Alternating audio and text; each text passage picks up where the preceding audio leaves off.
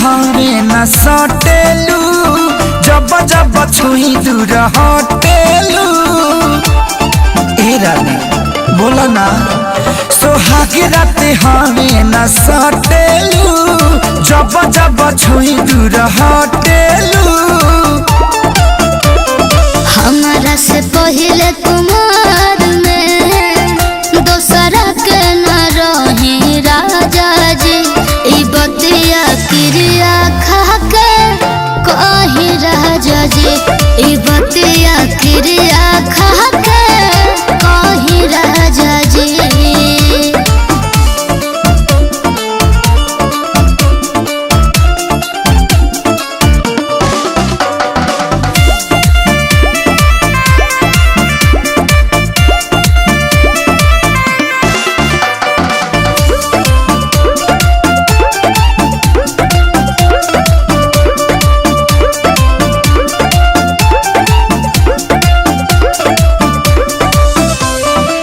झूठो के करतारू सकिए धनी हमारा पता हरे बहाकिए धनी।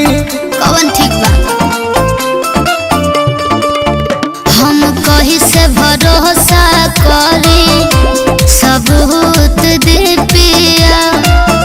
कुछ ऐसन गारंटी हमके मजबूत दे पिया। अभिले नीरव उठबानी बात बानु सही राजा जी। ए बतिया क्रिया खा के कही राजा जी। ए बतिया क्रिया खा के कही राजा जी।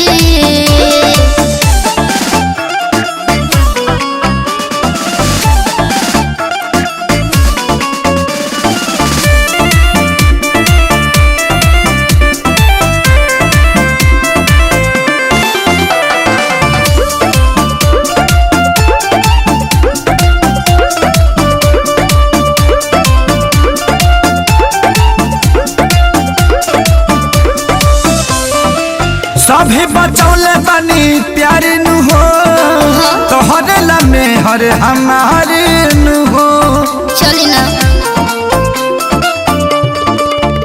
एक सहारे सरविंद सोने प्रकाश बारूद जी।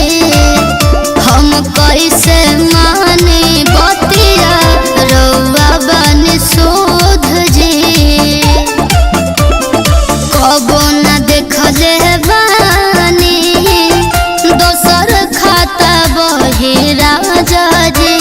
ई बतिया क्रिया खा के बही राजा जी। ई बतिया